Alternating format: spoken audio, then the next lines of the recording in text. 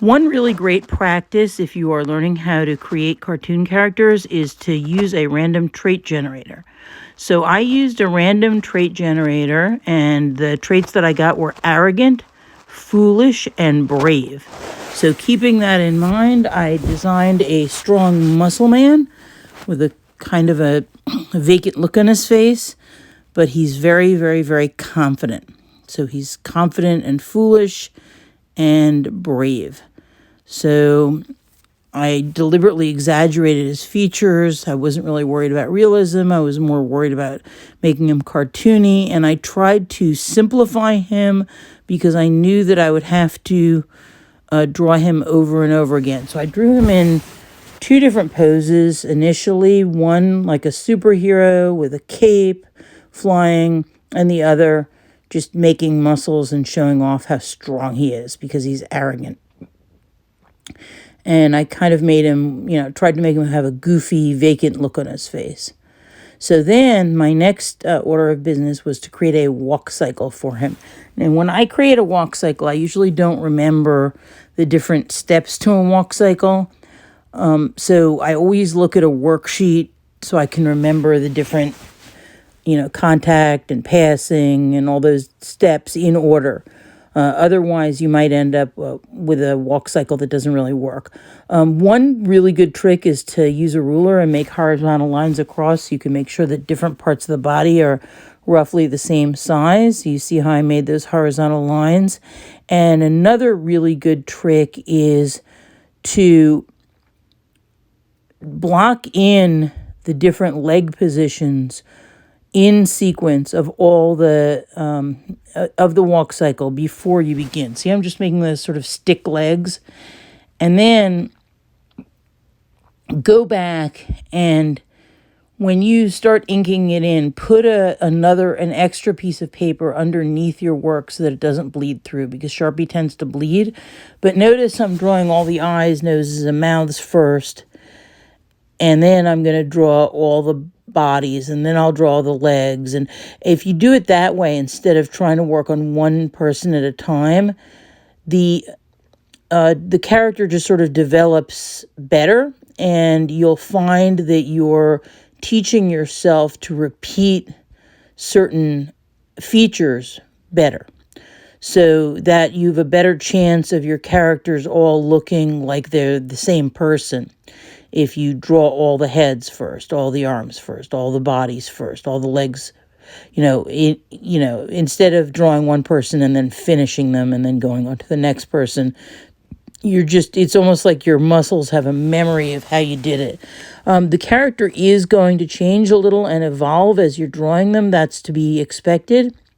Another really good practice is to sketch out shapes or forms first and then put in details, as you see that I'm doing now. Now, what you're doing with a walk cycle is there's basically 4 steps to the walk cycle, and you need to repeat them, but with the opposite leg. So if the left leg is forward in the first picture, make sure that when you make the second one, the right leg is forward. So I did the first 4, now I'm doing the second 4, and I'm looking at the ones I drew before and switching the leg and the arm, which one's swinging forward, which one's swinging back. So essentially, the walk cycle might have 4 steps, but really it has 8, because you have to switch back and forth between what leg is in front and what leg is in back. So if you look at them all together, you'll see in the first one, maybe the right leg is forward, but when you repeat that contact with the 5th one, the left leg is forward. So it ultimately ends up that there's 8 steps. The best way to really do it is to look at a worksheet, and I will link to one of the worksheets that I found online in the description, and then you just follow the sequence that you see in the description. But notice how, again, I'm doing all the heads at once, all the arms at once, all the legs at once. Now I'm just showing you a very quick trick that helps to sort of unify everything. Imagine a light source. In this case, I'm imagining a light source coming from the upper left-hand corner, and use a slightly fatter Sharpie to draw in shadows. And when you draw the shadows in, don't accidentally mess up and outline the whole person. Just outline the shadow side of the arms, the legs, the body. Maybe avoid the face at first, or be very, very careful how you outline the face, so that the fatter Sharpies tend to bleed a little bit. You don't want to lose any detail. But you see how by going through all 4 figures and adding those shadows, all the figures look more unified. They look all more like they're the same person than they did before.